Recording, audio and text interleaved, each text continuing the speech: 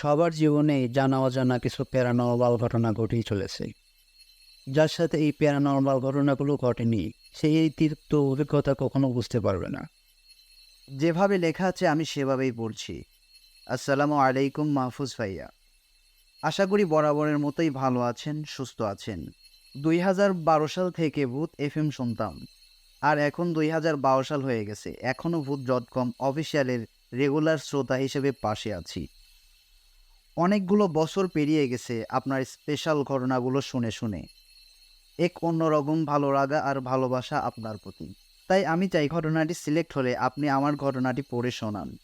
এটা আমার পাঠানো প্রথম ঘটনা। আজ আমারও আমার পরিবারের সাথে ঘটে যাওয়া এক ভয়ঙ্কর সত্য ঘটনার অধ্যায় লিখে পাঠাচ্ছি আপনাকে। ঘটনাটি সব বিষয়ে আমার পরিবারের সবার কাছ থেকে শুনেই লিখছি, যেন কোনো কিছু বাদ না পড়ে। বস্তুত অনেক দিন আগেই ইচ্ছা ছিল ঘটনাটি শেয়ার করব, কিন্তু গুছিয়ে লিখতে পারবো কিনা সন্দেহ থাকার কারণে শেয়ার করা হয়নি। আজ একটু চেষ্টা করলাম, তাই ভুল দুটি ক্ষমা করবেন। বিশ্বাস করা বা না করা সম্পূর্ণ আপনাদের উপর। অনেক পুরনো দিনের ঘটনা হওয়ায় আমি বাসার সবার কাছ থেকে যেভাবে কালেক্ট করেছি এবং তারা যেভাবে বলেছে, আমার যা যা মনে আছে সেই সব মিলিয়ে সাজিয়ে লেখার চেষ্টা করলাম। ঘটনাটাই পড়ে শোনালে খুশি হব। আর কথা না বাড়িয়ে ঘটনায় চলে যাই। সাল ২০১০, আমি শাওন। আমি যখন ক্লাস 5-এ পড়ি। আমার পরিবারে বাবা, মা, বড় বোন, ছোট বোন আর আমি। আমার বড় বোনের নাম নীলা। আবু তখন ক্লাস 7-এ আর আমার ছোট বোন রীতা আমাদের বাসার নতুন মেহমান তখন। আমরা তখন থাকতাম রংপুর বিভাগের সৈয়দপুর উপজেলায়। বাবা সেনাবাহিনীতে চাকরি করতেন। সেই বছরের এপ্রিল মাসে আমাদের কোয়ার্টারের মেয়াদ শেষ হয়ে যায়। এক প্রকার তাড়াহুড়ার মধ্যেই বাসা খুঁজে ঠিক করে ফেলে আমার বাবা। আম্মু আর আমার ভাই বোন কেউ বাসাটা দেখতে যায়নি, তাই সোজা উঠে যাই 2-3 দিনের মধ্যেই। কিন্তু আমার ভাই বোন মোটামুটি কম বয়সী হওয়ায় একটু ভয় পাই বাসাটি দেখে। একটু বিবরণ দিই বাসাটার। বাসাটি একদম গোরস্থানের গা ঘেঁষে ছিল। একদম পুরনো একতলা ছাদওয়ালা বাসা। তাই মনে হচ্ছিল অনেক দিন ধরে কেউ থাকেনি। বাসার নাম জান্নাত মহল। কবরস্থান থেকে বড় বড় বাঁশ গাছ হেলে পড়েছে বাসার ছাদের উপর। আর পাশেই দাঁড়িয়ে আছে 2-3টা বিশাল বিশাল কাঠবাদামের গাছ। আমার বাসার একদম পশ্চিম পাশে ছিল একটি বড় কলা বাগান। দক্ষিণ পাশে কিছু দূরে ছিল আরও কয়েকটি বাসা। আর উত্তর পাশে অনেকটা জায়গা জুড়ে রয়েছে কবরস্থান। সামনে শুধু ছোট একটি রাস্তা। কি ভয়ঙ্কর দৃশ্য না? হ্যাঁ, ঠিক এমনই ভয়ঙ্কর পরিবেশ ছিল। বাসার ভেতরটাও কেমন যেন অন্যরকম ছিল। অন্যান্য বাসার থেকে একটু ভিন্ন। একটি ইউনিট ছিল, 2টি ফ্যামিলি থাকা যাবে এমনভাবে বানানো হয়েছে। জানালাগুলো বেশিরভাগই ছিল কবরস্থানের পাশের দিকে। আমরা থাকতাম 2টো রুম নিয়ে। আর কেউ ছিল না পুরো বাসায়। তাই পাশের 2টি রুম ফাঁকা ছিল। ঘটনার সূত্রপাত ঘটে সেদিন সন্ধ্যা রাতেই। আমার আম্মা সিঁড়ির পাশের চুলায় রান্না করছিল একা বসে। একটু পর আম্মুর মনে হতে থাকে কে যেন সিঁড়ির উপরে বসে আম্মুকে দেখছে। কিন্তু সিঁড়ির দিকে তাকাতেই আর কেউ নেই সেখানে। এভাবে আম্মু আবার চুলার দিকে তাকালে আবার চোখের কোণ দিয়ে দেখতে পায় কে যেন আসলেই বসে দেখছে আম্মুর দিকে, কোনো ছায়ার মতো কিছু। আমি ভয় পাই ঠিকই, কিন্তু চেপে রাখি ভিতরে। কারণটা একটু বলি। আম্মু ছোট থেকে বড় হয়েছে টাঙ্গাইলের এক গ্রামে। আম্মুর নানির কাছে অনেক দিন ছিল। ছোট থেকে আম্মু এসব নিয়ে অনেক কিছুই জানে। সেই কারণেই আম্মু অনেক সাহসী এইসব বিষয়ে। এমনকি আমাদের ফ্যামিলিতে সব থেকে সাহসী আমার আম্মু। ঘটনায় ফিরে আসা যায়। আম্মু আমার বড় বোন অর্থাৎ নীলা আপুকে ডাক দেয়। নীলা আম্মু আম্মুর পাশে গিয়ে সেই সিঁড়িতে গিয়ে বসে। আম্মু আমার বোনের সাথে কথা বলার জন্য তাকাতেই স্পষ্ট দেখতে পায় কালো একটা ছায়া সরে গেল আধারের দিকে। রান্না করার জায়গায় কোনো লাইট লাগানো ছিল না। আগুনের আলোতে যতটুকু আলো ছিল ততটুকুতেই আম্মু বুঝতে পারে বিষয়টা। আম্মু দ্রুত রান্না শেষ করে আমার বোনকে সাথে নিয়ে ঘরে চলে আসে। এরপর আমাদেরও ঘটনাটা বলে। আমরাও ভয় পেয়ে যাই। আব্বু বেশি একটা থাকতো না বাসায়। যখন তখন ডিউটি থাকতো আব্বুর। আব্বু বাসায় এলে আব্বুকেও বলি আমরা বিষয়টা, কিন্তু বরাবর সব পুরুষের মতোই আব্বু হাসি ঠাট্টার মাধ্যমে উড়িয়ে দেয় ব্যাপারটা। সেই রাতেই ঘটে আর এক ঘটনা। আমাদের লোহার চেয়ার ছিল দুটো। আব্বুর রাতে গিয়ে ছাদে বসে থাকার অভ্যাস আগে থেকেই, তাই চেয়ার নিয়ে ছাদে যায়। আব্বু আসার সময় চেয়ার ছাদে রেখেই চলে আসেন ঘরে। রাতে সবাই ঘুমিয়ে পড়ি। আমার বড় বোন আলাদা রুমে ঘুমিয়েছিল, আর আমরা বাকি সবাই একসাথে ঘুমিয়েছিলাম। আমার ঘুম ভেঙে যায় একটা বাজে শব্দে। ছাদের উপর কেউ যেন কিছু নিয়ে টানাটানি করছে। ভারী কিছু ভাবলাম, আব্বু মনে হয় ছাদে গেছে আবার। কিন্তু না, ডান পাশে ঘুরেই দেখি আব্বু আম্মু সবাই ঘুমাচ্ছে। আমি আব্বুকে ডেকে তুললাম। তখন আব্বু শুনল ছাদে টানাটানির আওয়াজ হচ্ছে। আমি জিজ্ঞাসা করলাম, আব্বু, ছাদে কে? কে আছে ছাদে? আব্বু বলে, তুমি উঠছো কেন বাবা? ঘুমাও, আমি দেখে আসছি। এদিকে সেই টানাটানির আওয়াজ একবারের জন্যও থামছিল না, যেন কেউ ছাদের এক মাথা থেকে আর এক মাথায় টেনে নিয়ে যাচ্ছে, আবার এদিক থেকে ওদিক নিয়ে যাচ্ছে। আমি শুয়ে শুয়ে শুনতে থাকি সব, আর ভয়ে কুঁকড়ে যাই। আব্বুকেও দেখি বসে থাকতে, শুয়ে পড়ে আবার। এরপর আব্বু আর ছাদে যায়নি। হয়তো আব্বু বুঝতে পেরেছিল বিপদ হতে পারে। আমি পরে আব্বুর থেকে শুনেছিলাম, প্রথমত আব্বু ভাবে চোর এসেছিল মনে হয়, কিন্তু পরে আম্মুর সাথে ঘটে যাওয়া ঘটনা মাথায় আসলে আব্বু আর যাওয়ার সাহস পায়নি। যাই হোক, ঘটনায় ফিরি। একটু পর শুরু হয় আর এক সমস্যা। অনেক জোরে জোরে শব্দ আসে ছাদ থেকে। কেউ এবার ভারী কিছু দিয়ে বাড়ি মারছে ছাদে। একবার দুইবার নয়, লাগাতার। হয়তো চেয়ার দিয়েই। এরপর সবাই উঠে পড়ে, আর আমার ছোট বোন উঠে কান্না শুরু করে দেয়। ঠিক কয়েক সেকেন্ড পরেই আবার আমার বোনের চিৎকার শুনি আমরা। আব্বু উঠে যেতে যেতেই নীলা আপু আমাদের ঘরের দরজা নক করতে থাকে, আর জোরে জোরে আম্মুকে ডাকতে থাকে। আব্বু খুলে দিতেই আমরা দেখি নীলা আপু ভয়ে প্রায় শেষ। চোখ দিয়ে পানি, কাদো কাদো গলায় ভীষণ ভয়ে বলছিল, আম্মু, আমার ভয় লাগছে অনেক। কে জানি জানালা দিয়ে ডাকছিল আমাকে। আম্মু আপুরকে ভেতরে নিয়ে এসে পানি খেতে দেয়। তারপর আপু সব বলে। আপু বলেন, ছাদের থেকে আসা এমন শব্দে আমার ঘুম ভেঙে গেছে। তাও আমি একটু চুপচাপ শুনছিলাম। প্রথমে একটু ভয় লাগছিল আমার। তখন ওই শুনি আমাকে কে যেন নাম ধরে জানালার বাইরে থেকে কে যেন ফিসফিস করে ডাকছে, নীলা, নীলা, নীলা, নীলা। এরপর সব চুপ হয়ে যায়। আমি আমার মনের ভুল ভাবি, কিন্তু তখনই হঠাৎ বুক কেঁপে ওঠে যখন আমার রুমের জানালায় কেউ যেন জোরে জোরে বাড়ি মারে আর অট্টহাসি হাসা শুরু করে। আমি এতটাই ভয় পেয়ে যাই যে চিৎকার দিয়ে লাফ দিয়ে উঠে দৌড়ে চলে এসেছি। কারণ আমরা এলাকায় নতুন, তখন আমাদের কেউ চিনত না, কেউ নাম পর্যন্তও জানতো না। আমরা সবাই অনেক ভয়ে ছিলাম সেই রাতে। আব্বু ছাদে যেতে চাইলে আম্মু ভয়ে যেতে দেয় না, আর সে রাতে আব্বুরও যাওয়া হয় না। বলে সমস্যা আছে এই বাসায়, থাক, যেতে হবে না, এত রাতে সবাই শুয়ে পড়ো। এভাবেই চলে কিছুক্ষণ। এরপর থেমে যায় একাই। সেই রাতে আমরা 5 জন একটি খাটে ঘুমিয়েছিলাম কষ্ট করে। কারোই ঘুম হয়নি ভালোভাবে। সকাল হতেই আব্বু আর আমি ছাদে যাই। নতুন এসেছি তাই ছাদ পরিষ্কার করা হয়নি এখনো। পুরনো ছাদ জুড়েই ছিল বাঁশ আর কাঠবাদামের শুকনো পাতা। আমরা পুরো ছাদ জুড়েই শ্যাওলা জমে থাকতে দেখি। আর মাঝে স্পষ্ট বোঝা যাচ্ছিল যে রাতের চেয়ারটাকে কেউ এদিক থেকে ওদিক টানাটানি করেছে। কারণ জমে থাকা শ্যাওলা আর পড়ে থাকা পাতাগুলোর মধ্যে দাগগুলো স্পষ্ট বোঝা যাচ্ছিল, যেমনটা হয় মাত্র কোনো কিছু টেনে নিয়ে গেলে। দেখি চেয়ারটা উল্টে পড়ে আছে ছাদের এক কোণায়। আমরা চেয়ারটা ঘরে নিয়ে যাই। আব্বুকে রাতে ছাদে বসতে থাকতে মানা করে দেয় আম্মু।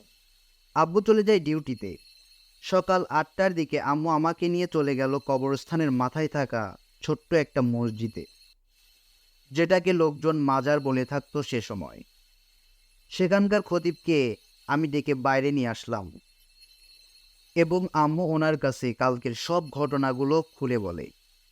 সব ঘটনা শোনার পর উনি উত্তর দেন, আসলে ওই জায়গাটা এমনই, ওখানে কেউ থাকতে পারবে না। আপনাদেরও উচিত ছিল বাসাটা সম্পর্কে আগে জেনে নেওয়া। হুজুরের কাছে শুনেছি ওখানে 17টি জিনের আস্তানা। বাসাটার সমস্যা তখন থেকেই শুরু যখন ওইটা তৈরি হয়েছে।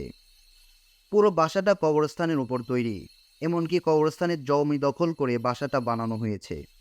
অনেকেই এসেছিল থাকার জন্য, কিন্তু এমন সব ব্যবহার, এমন সব সমস্যার কারণে কেউ থাকতে পারেনি। এই তো আমাদের ওঠার আগে একটা মাদ্রাসা চালু করা হয়েছিল সেখানে, মূলত এসব সমস্যা শেষ হয়ে যাবে এটা ভেবেই। কিন্তু মাদ্রাসাটাও বন্ধ হয়ে গেছে প্রায় 1 বছর হলো। ওখানে বদজিনের অত্যাচার প্রচুর, ওদের কেউ থামাতে পারেনি এখনো পর্যন্ত, কারণ ওরা সংখ্যায় অনেক। মাদ্রাসার ছাত্ররা থেকে শুরু করে হুজুররাও চলে গেছে। যদি সমাধান চান তবে আপনাদের উচিত হবে জলদি বাসাটা ছেড়ে দেওয়া। ওনার সাথে কথা বলা শেষ হলে আমরা বাসায় চলে আসি। এত দ্রুত কোনো ভালো বাসাটাও খুঁজে পাওয়া সমস্যা। সেই সময় বাসাটাও কম ছিল, তাই এক প্রকার বাধ্য হয়েছিলাম আমরা ওই বাসাটাতে থাকার জন্য। সেদিন দিনের বেলা আর কোনো সমস্যা হয় না, কিন্তু রাতে আবার ভয়ঙ্কর অধ্যায় সূচিত হয়। সম্ভবত বৃহস্পতিবার ছিল দিনটা, কারণ আব্বুর সেদিন রাতে ডিউটি ছিল না। আবু বাইরে রান্না করছিল, সাথে নীলা আপু ছিল। কিছুক্ষণ পর আপু উপলব্ধি করে তার কানের কাছে পেছন থেকে কে যেন ফিসফিস করে কি যেন বলছে। আসলে কেউ বলতে ভুল হবে, আপু আমাকে বলছিল কয়েকজন ভিন্ন গলায়। আপুর কানের কাছে ফিসফিস করে কথা বলা বলি করছে আর খুবই আস্তে আস্তে হাসছে। আপু ভয়ে জমে স্থির হয়ে যায় যখন তার চোখ পড়ে বাসার প্রাচীরের দিকে। আবু দেখতে পায় একটা ভীষণ কালো লম্বা অবয়ব বসে আছে ঠিক প্রাচীরের উপর, অপলক আপুর দিকেই তাকিয়ে। আপুর বর্ণনা অনুযায়ী চোখগুলো ছিল অস্বাভাবিক একটু তুলনায় বেশি বড়, আর মুখে এক বীভৎস রকমের হাসি। বাইরে লাইট ছিল না আমাদের, তাই আধারের মধ্যে তার চোখ আর দাঁতগুলো স্পষ্ট বোঝা যাচ্ছিল। ইনফ্যাক্ট সম্পূর্ণ শরীরটার আকারটাই বোঝা যাচ্ছিল, যেন আধারের মধ্যেও যেন আরও অনেক বেশি কালো। পাওগুলি এতই লম্বা যে সেই উঁচুর দেওয়ালে বসেও যেন মাটিতে ছুঁয়ে আছে। আপুর শরীর অসাড় হয়ে আসতে থাকে এটা দেখে। আবার কানের কাছে সেই ফিসফিস শব্দটাও ভেসে আসছে। আপু আর পারছে না সেই অবয়ব থেকে চোখ সরাতে। সামনে আম্মু বসে আছে কিন্তু পারছে না ডাকতে। অবয়বটা বীভৎস হাসি হাসছে আর হাত ইশারা করে ডাক দিচ্ছে। ঠিক তখনই আপু আর সহ্য না করতে পেরে জ্ঞান হারায় ওইখানে। আম্মুর ডাক শুনে আমি আর আব্বু দৌড়ে যাই সিঁড়ির কাছে। এই অবস্থা দেখে আব্বুকে উঠিয়ে এনে বিছানায় শুইয়ে দেই। তারপর আম্মু তেল মালিশ করে পায়ে হাতে। প্রচুর ঠান্ডা হয়ে গিয়েছিল আপুর শরীর। আপনাদের বিশ্বাস করতে হয়তো কষ্ট হবে, কিন্তু এটাই সত্য। সেই শীতল শরীরে হঠাৎ করেই প্রচণ্ড জ্বর ওঠে। আম্মু তখন জ্বর কমানোর জন্য পানি পট্টি দিতে থাকে। আব্বু জলদি গিয়ে মাজারের হুজুরকে মাজার থেকে ডেকে আনে। তখন এশার আজান হয়ে গেছে। হুজুর এসে কিছু সোরা আর দোয়া পরে ফু দিয়ে যায়। তারপর কিছুক্ষণ পরেই আপুর জ্ঞান ফেরে, কিন্তু শরীরে প্রচণ্ড জ্বর। এরপর আপু সব কিছু হুজুরকে খুলে বলে, আর সাথে সাথে আমরাও জানতে পারি ঘটনাটা। হুজুর আগে থেকেই জানতো এখানে কেমন ঘটনা ঘটে। হুজুর যেভাবে বলছিলেন সেই আলোকে ঘটনাটি লিখছি। হুজুর বললেন, আপনারাই প্রথম না, এর আগেও যতজন ছিল এই বাসায় সবাই আমাদের কাছে এসেছিল, কিন্তু তাদের সবাইকে একটাই সমাধান দিতে সক্ষম হয়েছি, বাসাটা যেন জলদি ছেড়ে দেয়।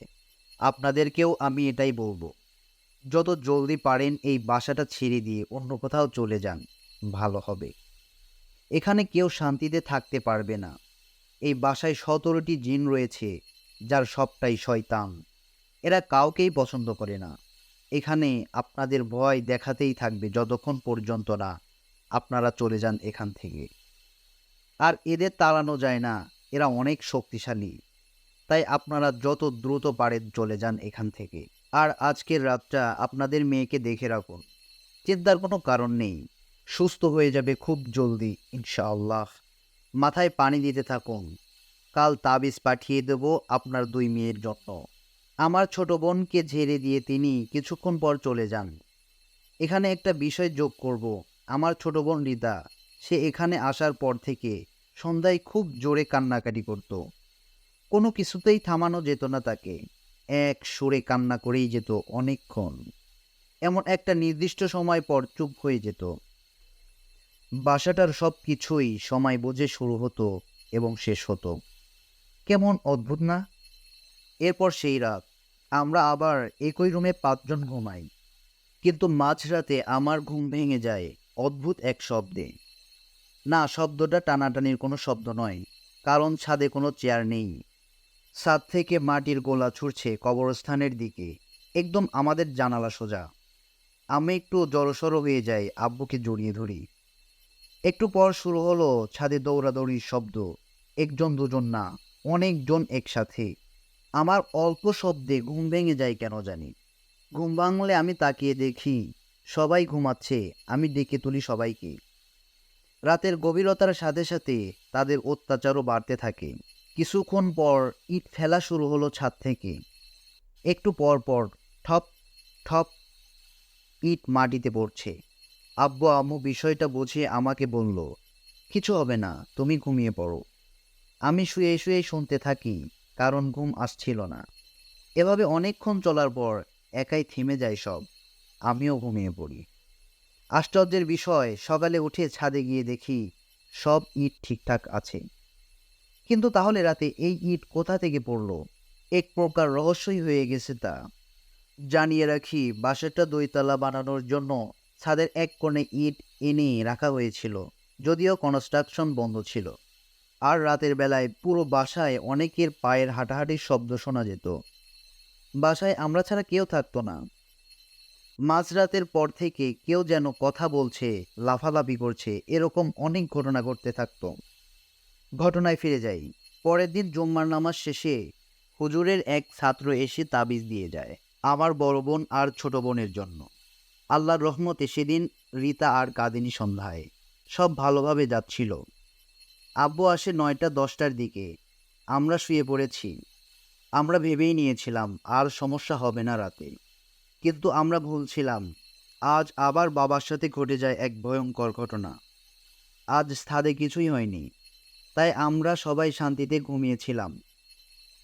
বাবা ওয়াশরুমে যাওয়ার জন্য ঘুম থেকে উঠে। বলে রাখি, ওয়াশরুম যেতে হলে সেই ফাঁকা 2টা রুম পার হয়ে যেতে হতো।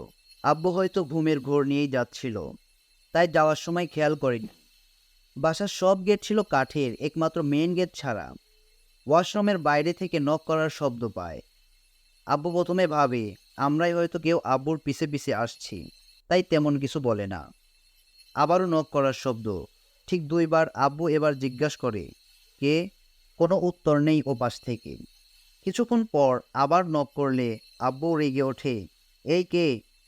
এবার ওপাশ থেকে উত্তর আসে একটা কর্কশ হাসি। মেল কণ্ঠে বলে, বের হবি না? বের হবি না? আব্বু প্রচণ্ড ভয় পায়, তবুও চুপচাপ বসে থাকে ভেতরে অনেকক্ষণ। কিছুক্ষণ পর আব্বু আবার নক করার শব্দ পায়, কিন্তু শুনতে পায় অন্য কিছু। ওয়াশরুমটা একদম ফাঁকা, সেই রুমগুলোর সাথেই ছিল। আব্বু শুনতে পায় পাশের রুম থেকে খুব লাফালাফি চলছে, আর কথাবার্তা, অনেকজনের উপস্থিতি সেখানে, এটা স্পষ্ট বোঝা যাচ্ছিল। কিন্তু আব্বু কি করবে সেটা আর ভেবে পাচ্ছিল না ভয়ে। অনেক ভেবে আব্বু উজু করে নেয় এবং সাহস নিয়ে আল্লাহর নাম নিয়ে বের হয় দরজা খুলে। সাথে সাথে সব নিস্তব্ধ হয়ে যায়, একদম কোথাও কোনো শব্দ নেই, একদম পিন ড্রাইভ সাইলেন্স। কিন্তু আব্বু একটা জিনিস লক্ষ্য করে, পাশের রুমের দরজা খোলা, কেউ আসে নাই ঘরে। তাহলে দরজা খোলা কিভাবে? আব্বু একটু এগিয়ে গিয়ে দেখতে চাইলে দরজা একাই লেগে যায়। শব্দে আম্মুর ঘুম ভাঙলে আম্মু উঠে দেখে আব্বু নেই বিছানায়। আম্মু আমাকে ডেকে তুলে নিয়ে যায়। সাথে আমরা দেখি আব্বু সেই ফাঁকা রুমের বাইরে জানালার পাশে পড়ে আছে। আব্বুকে ডাকি, ওঠে না। অনেক কষ্ট করে আমি আম্মু আব্বুকে টেনে নিয়ে আজকে আমি যে ঘটনাটি শেয়ার করব, এই ঘটনাটি আমারই মডারেটর মোহাম্মদ ইয়াসিনের কাছ থেকে নেওয়া। তো ইয়াসিন ঘটনাটি কালেকশন করেছেন এক অ্যাম্বুলেন্স চালকের কাছ থেকে।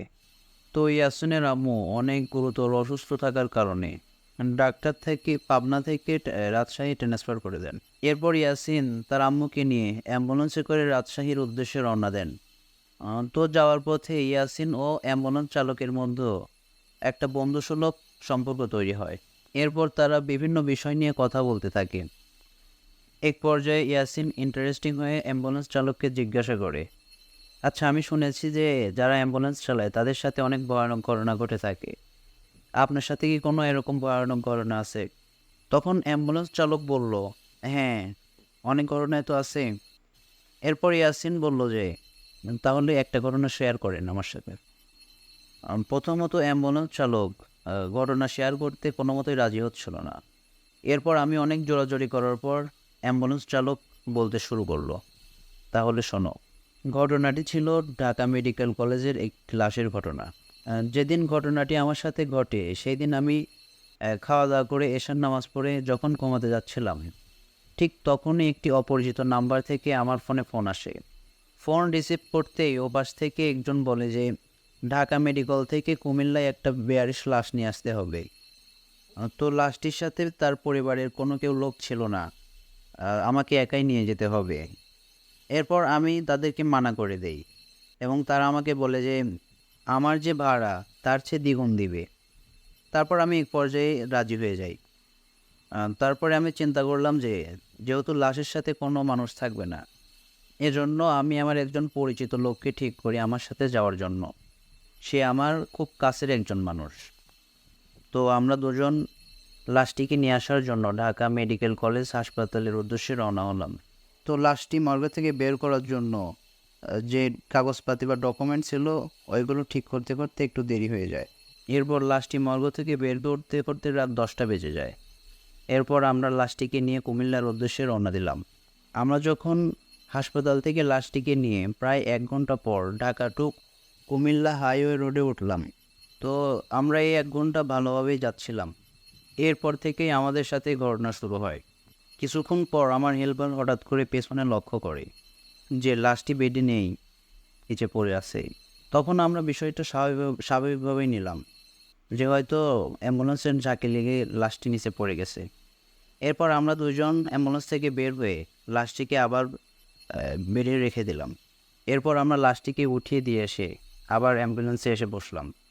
বসে আমরা আবার আমাদের গন্তব্যস্থলে যাওয়ার জন্য গাড়ি যখন স্টার্ট দিলাম, কিছুক্ষণ যাওয়ার পর আমার হেল্পার আবারও পেছনে তাকিয়ে লক্ষ্য করলো যে লাশটি আবার বেড থেকে নিচে পড়ে আছে। এটা দেখে আমার হেল্পার আমাকে ভয়ে ভয়ে বলল যে লাশটি আবারও নিচে পড়ে গেছে। এরপর আমি হেল্পারকে অভয় দিয়ে বললাম, ও কিছু না, হয়তো ঝাঁকি লেগে লাশটি বারবার এরভাবে পড়ে যাচ্ছে। তারপর গাড়ি থামিয়ে আমরা দুজন আবার বের হলাম। বের হয়ে লাশটিকে আবার বেডে তুলে দিয়ে আমরা দুজন আবার এসে গাড়িতে বসলাম। এরপর আমি অ্যাম্বুলেন্স স্টার্ট দিয়ে আবার চলতে শুরু করলাম। চলতে চলতে বেশ কিছুক্ষণ পর আমি লুকিং গ্লাসে লক্ষ্য করলাম যে বেডে লাশটি নেই। তখন আমি পেছনে তাকিয়ে দেখি লাশটি নিচে পড়ে আছে।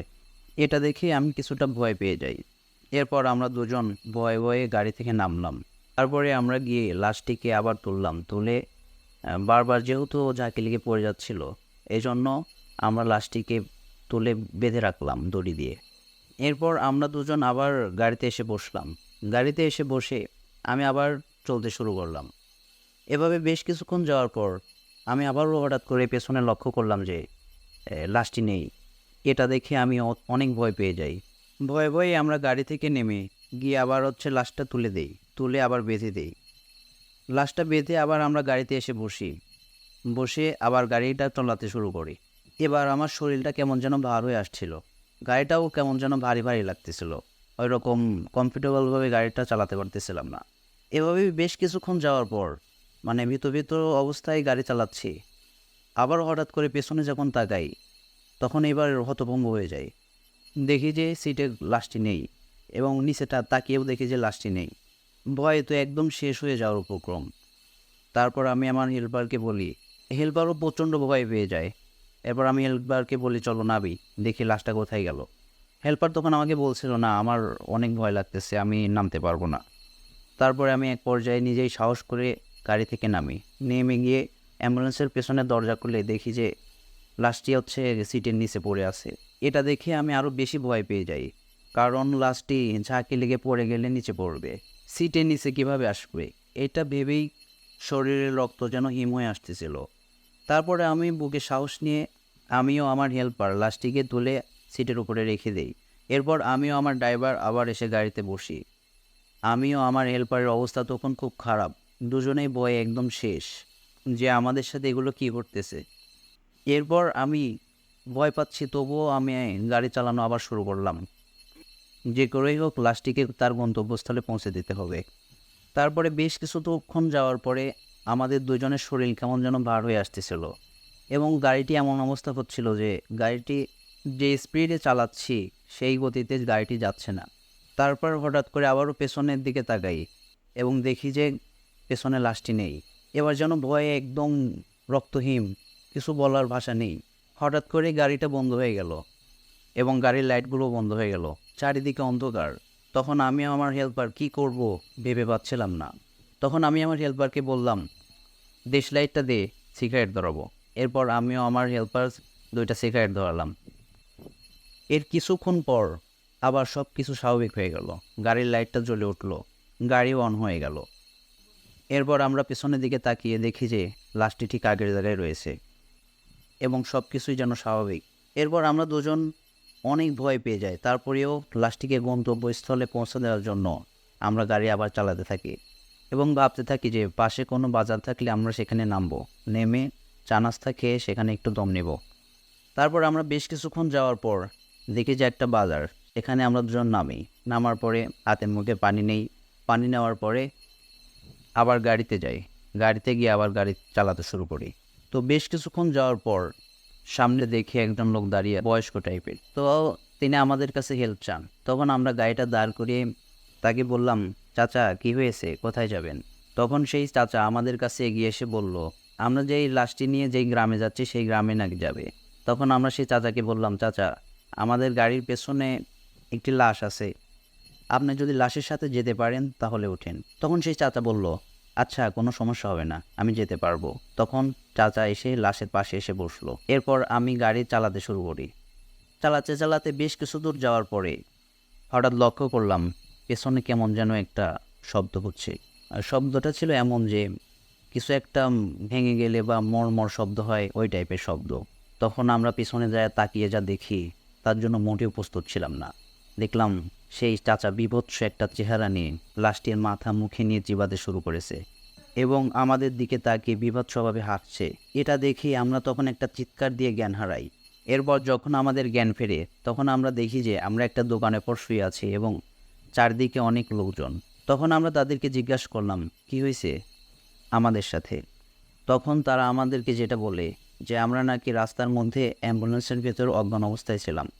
তখন তারা এটা দেখে আমাদের এই দোকানে নিয়ে এসেছে। এরপর আমরা লাশটির গন্তব্যস্থলে দিয়ে গাড়িটি ওয়াশ করে ভালোভাবে ধুয়ে ঢাকার উদ্দেশ্যে আবার রওনা দিই। এরপর বাসায় চলে আসি। বাসায় এসে এই অ্যাম্বুলেন্স চালানো চাকরিটা আবার ছেড়ে দেই, ছেড়ে দিয়ে অন্য একটা কাজ শুরু করি। তো আমি 2 বছরের মতো অন্য একটা কাজ করি। তো যেহেতু অ্যাম্বুলেন্স চালানো আমার নেশা হয়ে গেছিলো, অন্য কোনো কাজ আমার ভালো লাগতেছিল না, এই জন্য আমি আবার অ্যাম্বুলেন্স চালানো শুরু করি। তো এটাই ছিল আমার সাথে ঘটে যাওয়া ভয়ঙ্কর একটি ঘটনা। তো ধন্যবাদ ইয়াসিন ভাইকে আমাদেরকে এত সুন্দর একটি ঘটনা উপহার দেওয়ার জন্য। আমি চাই আপনি আরও বেশি বেশি করে আমাদের এমন ঘটনা উপহার দিতে থাকবেন। তো এই ছিল প্রথম ঘটনা। আমরা এবার পরবর্তী ঘটনায় চলে যাব। পরবর্তী ঘটনাটি শেয়ার করবেন আমাদের মডারেটর মোহাম্মদ নয়ন। চলুন তার মুখ থেকে শুনে আসি। ধন্যবাদ মাহফুজ ভাই আপনাকে আমাকে আরেকটি ঘটনা বলার সুযোগ করে দেওয়ার জন্য। ঘটনাটি শোনা আমার দাদার কাছ থেকে। আমার দাদার বয়স তখন 14 কি 15 হবে। তো মাহফুজ ভাই, আমার দাদার একটা অভ্যাস ছিল কি মাছ মারার। রাত বেরাত বিলে মাছ মারার অভ্যাস ছিল তখন। এই অভ্যাসটা ছাড়ার জন্য আমার দাদার আম্মা তখন আমার দাদাকে বারণ করছিল যে এই অভ্যাস ভালো না, তুই রাত বেরাত এরকম বের হইস না, বিপদ বলে কয়ে আসে না। তো এক পর্যায়ে আমার দাদা কোনো কিছু তোয়াক্কা না করে, মানে তার আম্মার কথা না কান দিয়ে সে তার কাজ করে যাচ্ছিল। সে রাত বেরাত মাছ মেরে যাচ্ছিল। মানে বিলে মাছ মারার অভ্যাস ছিল তার। সে এই জন্য রাতে বিলে চলে যেত, মাছ মেরে নিয়ে আসতো। তো এইভাবে কোনো একটি রাতে সে সন্ধ্যার পর খাওয়া দাওয়া শেষ করে যখন দাদার আম্মা ঘুমাতে যায়, তারপর আমার দাদা মাছ মারার উদ্দেশ্যে বের হয়ে যায় বিলে। তো মাহফুজ ভাই বিলে বের হয়ে যাওয়ার পর এক পর্যায়ে সে বিলে পৌঁছা যায়। পৌঁছানোর পর সে বিলের একদম মাঝখানে চলে যায় আর কি। আমার দাদার সঙ্গে ছিল একটি পলো আর একটি টর্চ লাইট আর একটি টেটা ছিল। তো এই নিয়ে আমার দাদা বিলের মাঝখানে চলে যায় মাছ মারার জন্য। আর একটি পাত্রও ছিল মাছগুলো রাখার জন্য। তো পাত্রটি একটা উঁচু জায়গায় রেখে আমার দাদা মাছ মারতে থাকে। তো সে মাছ মেরে সে পাতিলে রেখে আবার মাছ ধরতে যায়, মানে মাছ মারতে যায়। কিছু মাছ ধরে এনে সে পাতিলে রাখতেই সে দেখতে পায় আগের ধরা মাছগুলা সে পাতিলে নেই। সে অবাক হয়ে যায়, মাছগুলো গেল কোথায়? আমি তো মাছ মেরে এনে পাতিলে রেখেছি, তারপরও মাছগুলো নাই। কি ব্যাপার, অদ্ভুত ব্যাপার। মানে আমার দাদা বুঝতেই পারছিল না ব্যাপারটা কি হলো। পাতিলটা কোথাও পড়েও ছিল না, পাতিলটা স্বাভাবিক ছিল, একদম সোজাই ছিল, পাতিলটা আঁকা বাঁকা হয়েছিল না, কিন্তু পাতিলের মধ্যে থাকা মাছগুলা ছিল না। বিষয়টা আমার দাদা খুব ভালোভাবে বুঝতে পারে যে আসলে হয়তো মাছগুলা পড়ে গেছে। তো আমার দাদা অনেকক্ষণ মাছ মারার পর যখন দেখলো যে এই অবস্থা, তো আমার দাদা রাগ করে এক পর্যায়ে বাসায় চলে আসে। তো বাসায় চলে আসার পর পরের দিন সন্ধ্যাবেলায় সে আবার খাওয়া দাওয়া শেষ করে সে আবার কন্টিনিউয়াসলি মাছ ধরতে যায়। তো যাওয়ার পর সে অনেকগুলা মাছ ধরে, মাছ ধরার পর পাতিলে রাখে। তার সাথে আবার সে একই ঘটনা ঘটে, আগের দিনের ঘটনা। মাছ মেরে আনে পাতিলের মধ্যে রাখে, কিন্তু মাছগুলা থাকে না, মাছগুলা হাওয়ায় ভাসার মতন উধাও হয়ে যায়। তো আমার দাদা অনেকক্ষণ মাছ মারার পর এসে দেখে যে এই অবস্থা। মাছ মেরে আনতেছে ঠিক আছে, পাতিলে রাখে, কিন্তু পরবর্তী সময় মাছগুলো আর থাকে না পাতিলে। তো আমার দাদা খুবই বিরক্ত হয়ে সে আবারও সেদিন বাড়িতে চলে যায়। তো তৃতীয় দিন তৃতীয় দিন সে আবার সেই টাইম মতো মাছ মারতে আসে বিলে। মাছ মারতে আসার পর সে মাছগুলা মারে। মারার পর সে ভাবলো যে আমি মাছগুলা মারতেছি, এই মাছগুলা কোথায় যাচ্ছে, মানে সে এইটা দেখার জন্য সে কিছু মাছ মেরে এনে পাতিলে রেখে সে একটি আড়ালে চুপচাপ বসে থাকে, যে দেখার জন্য যে মাছগুলা কোথায় যায়।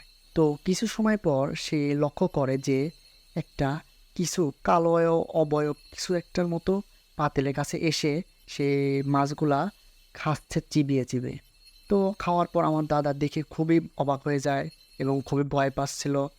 তো তার মুখ থেকে কোনো সাউন্ড বেরোচ্ছিল না, সে চুপচাপ শুধু বিষয়টা দেখতেছিল লক্ষ্য করে। আমার দাদা ছোটবেলা থেকে অনেক সাহসী ছিল, এই জন্য সে এসব দেখে ভয় পাচ্ছিল না। তো একটা পর্যায়ে সে লক্ষ্য করে যে ওই যে কালো অবয়ব ছায়াটা আছে ওইটা অনেক বড় হতে লাগছিল, মানে বড় হয়ে যাচ্ছিল আর কি। মনে হচ্ছিল যে আকাশ ছোঁয়া ছোঁয়া এত বড় হয়ে যাচ্ছিল। তো এটা দেখার পর আমার দাদা রীতিমতো অজ্ঞান হয়ে যায়। তো অজ্ঞান হয়ে যাওয়ার পর একটা পর্যায়ে সকাল হয়ে যায়। সকাল হয়ে যায়, সূর্যের আলো যখন তার মুখের উপর পড়ে সে জাগ না পায়। জাগ না পাওয়ার পর সে দেখে যে সে মাঠের মধ্যে পড়ে আছে, মানে বিলের মধ্যে পড়ে আছে। তো বিলের মধ্যে পড়ে থাকার পর সে উঠে বাসায় যায়। বাসায় যাওয়ার পর দাদার আব্বার সাথে এবং দাদার আম্মার সাথে শেয়ার করে, বলে। তো বলার পর আমার দাদার আব্বু বলে যে তোকে যে মেরে ফেলে নাই ওখানে এটাই ভাগ্য, তুই তো বেঁচে গেছিস, তোর ভাগ্যটা অনেক ভালো। তোকে আগেই তোর আম্মু বারণ করছিল যে তুই মাছ মারতে যাস না রাত বেরাত। এর আগে অনেক মানুষ সেইখানে মাছ মারতে গিয়ে অনেক কিছু দেখছে, অনেক মানুষের সাথে অনেক কিছু ঘটছে। তো কিছু মানুষ মারাও গেছে, আবার কিছু মানুষ দেখে ফিরেও এসছে, তার মধ্যে তুই একজন, তুই তো বেঁচে গেছিস। তো এটা বলার পর আমার দাদা আসলে অনেকটা ভয় পেয়ে যায়। তারপর আমার দাদার আব্বু আমার দাদাকে সাথে নিয়ে একটা কবিরাজের কাছে যায়। কবিরাজের কাছে যাওয়ার পর কবিরাজকে সব কিছু খুলে বলে। খুলে বলার পর কবিরাজ আমার দাদাকে কিছু ঝাড়ফুঁক করে দেয়, কিছু দোয়া কালাম পড়ে এবং একটা তাবিজ দেয়, পানি পড়া দেয়, এরকম মানে ভয় যাতে না পায় এরকম আর কি ইয়ে করে দেয় আর কি। তারপর এগুলাকে নিয়ে আমার দাদার আব্বু দাদাকে নিয়ে বাসায় চলে আসে। বাসায় চলে আসার পর তারপর সেই রাতে আমার দাদার সাথে একটি ভয়ানক ঘটনা ঘটে যায় মাহফুজ ভাই। ঘটনাটি ছিল যে আমার দাদা ঘুমিয়ে আছে, ঘুমের মধ্যে স্বপ্নে আমার দাদা দেখতে পায় সে মাছ মারতে গেছে। মাছ মারতে যাওয়ার পর সে মাছগুলো মারতেছে, আবার পাতিলে রাখতেছে। রাখার পর আমার দাদা লক্ষ্য করে যে ওই মাছগুলা একটা পিশাচ জাতীয় কোনো কিছু একটা খাচ্ছে। আমার দাদা এটা দেখে যখন ওটার মানে ওই পিশাচের সামনে যায়, তখন আমার দাদাকে দেখে ওই পিশাচ বলে যে, তুই আসছিস, এই মাছের সাথে তোকেও এভাবে চিবিয়ে খেয়ে ফেলবো। তখন আমার দাদা খুবই ভয় পেয়ে যায় এবং ভয় পেয়ে চিৎকার করে মানে জাগনা পেয়ে যায়। তখন এই চিৎকার শুনে পাশের রুম থেকে আমার দাদার আব্বু, দাদার আম্মু চলে আসে। আসার পর আমার আব্বু জিজ্ঞাসা করে যে, কি হয়েছে তোর, তুই রাত্রে এরকম চিৎকার কেন করছিস? তো আমার দাদা বলে যে, আব্বু আমি এই স্বপ্নে দেখেছি যে ওই পিশাচটা আমাকে খেতে চায়। তো এটা শোনার পর আমার দাদার আব্বু ভয় পেয়ে যায় যে এটা কি দেখলো স্বপ্নে। আমি দিনে তো একটা হুজুরের কাছে নিয়ে গেছিলাম, তো হুজুরের এই পানি পড়ায় কোনো কাজ হয়নি মনে হচ্ছে, তোকে আবার কালকে নিয়ে যাব ওই হুজুরের কাছে। তো এক পর্যায়ে সকাল হয়। সকাল হওয়ার পর আমার দাদার আব্বু আমার দাদাকে সাথে নিয়ে কবিরাজের কাছে যায়। যাওয়ার পর কবিরাজকে সব কিছু বলে। বলার পর ওই কবিরাজটি বলে যে কি এরকম তো হওয়ার কথা না, মানে অনেক কিছু বলে আর কি। তো এক পর্যায়ে তারপর কবিরাজটি বলে যে ঠিক আছে, আজকে আমি আরেকটু ভালোভাবে করে দিচ্ছি, যাতে ওই অবয়বটা তোমার স্বপ্নে আর না আসে। তোমার গাটা বন্ধ করে দিচ্ছি, যাতে কোনো প্রেতাত্মা এ জাতীয় কোনো কিছু যাতে তোমার স্বপ্নে বা তোমার ধারে কাছে না আসে। তো এই বলে হুজুর আরেকটি তাবিজ দিয়ে দেয়, যে বলে কি, তুমি বাসায় গিয়ে এটা গলায় পরে নিও। পরে নেওয়ার পর তুমি কিছু ছোরা, আয়তাল কুরসি এগুলা পরে তুমি রাত্রে ঘুমাবা। তো আমার দাদা বাসায় চলে আসলো। বাসায় আসার পর ঠিক হুজুর কবিরাজের কথা মতো সে রাতে গলায় তাবিজটা নিল। নেওয়ার পর রাতে ঘুমানোর সময় সে অনেকগুলো সূরা, আয়তাল কুরসি এগুলা পরে নিল। তো নেওয়ার পর সে ঘুমিয়ে গেল। তো সে রাতে তার সাথে আর কোনো কিছু স্বপ্নে আর কোনো কিছু ঘটেনি। তো পরের দিন থেকে মাহফুজ ভাই সে আগের ঘটনাগুলোই কন্টিনিউয়াসলি ঘটতে লাগে। স্বপ্নের মধ্যে নানান কিছু সে স্বপ্নে দেখে, যেমন তাকে মেরে ফেলা হচ্ছে, সে কোথাও গেছে, যাওয়ার পর তাকে ভয় দেখানো হচ্ছে যে তাকে মেরে ফেলবো, তুই এইটা কর ওইটা কর, এইরকমভাবে বলা হচ্ছে। তারপর মাহফুজ ভাই, আমার দাদা যখন রাতের বেলা বাইর হতো, আমার দাদা তখন লক্ষ্য করতো বা অনুভব করতো যে তার পিছনে বা পাশে কেউ আছে, সে এটা বুঝতে পারে। তারপর আমার দাদা যখন আবার ঘুমাতে যায়, পাশে কেউ শুয়ে আছে, ঘুমাতে গেলে বা মেঝেতে কেউ চলাফেরা করতেছে, এরকম কিছু কিছু অনুভব করে। দিন দিন ভয়ের মাত্রা বেড়ে যাচ্ছিল মাহফুজ ভাই, কি বলবো। তো আমার দাদা এক পর্যায়ে অসুস্থই হয়ে পড়ছিল। তো আমার দাদার আব্বা এইসব দেখে আর তার ভালো লাগতেছিল না। তো তারপর আমার দাদার আব্বু একটা ভালো বড় কবিরাজের কাছে যায়। যাওয়ার পর আমার দাদা সব কিছু খুলে বলে। খুলে বলার পর আমার দাদার আব্বু এটাও বলে যে আমার ছেলে এরকম একটা অভ্যাস আছে, রাতের বেলা মাছ মারার অভ্যাস। তো মাছ মারার অভ্যাস।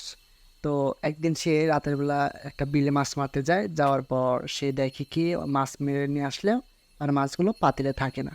তো এভাবে যায় একদিন, 2 দিন যায়, 3 দিনের দিন আমার দাদারা লক্ষ্য করে যে ওই পাতিলের মাছগুলো একটা পিশাচ খাচ্ছে, পিশাচ জাতীয় কোনো কিছু খেয়ে নিচ্ছে। তো ওই পিশাচটা খাওয়ার পর সে অনেক বড় হয়ে যায়, মানে আকাশ ছোঁয়াচুর হয়ে যায়। এটা দেখার পর আমার দাদা মানে ভয়ে অজ্ঞান হয়ে যায়। মানে এই ঘটনাগুলো আমার দাদার আব্বা ওই কবিরাজকে বলতেছে আর কি। তো এগুলো শোনার পর ওই কবিরাজটি বলে যে ওর সাথে তো অনেক খারাপ কিছু করছে, এগুলা দেখে ও আশঙ্কাজনক ভয় পেয়েছে আর কি।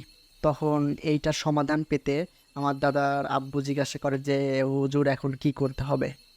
তখন হুজুর বলে যে এটা থেকে মুক্তি পেতে হলে ওকে কিছু নিয়ম মেনে চলতে হবে, রাতে ঘর থেকে বাইরে হওয়া যাবে না, আর আমি ওর গাটা বন্ধ করে দিচ্ছি আর একটা তাবিজ দিচ্ছি, আর তোমাদের বাড়িটাও বন্ধ করে দিচ্ছি, যাতে ওই অববটা স্বপ্নে আর ওকে যেন আর জ্বালাতে না পারে। তো মাহফুজ ভাই তারপর থেকে আমার দাদার সাথে আর কোনো অশুভ কোনো কিছু ঘটেও নেই। আর তারপর থেকে স্বাভাবিক যাচ্ছিল দিনগুলা। তো এই ছিল মাহফুজ ভাই এমন ঘটনা। ধন্যবাদ নয়ন ভাইকে ঘটনা শেয়ার করার জন্য। আজকের মতো এখানেই শেষ। পরবর্তী ঘটনাগুলো শুনতে চাইলে এই চ্যানেলটি সাবস্ক্রাইব করে আমাদের পাশে থাকবেন। ধন্যবাদ সবাইকে।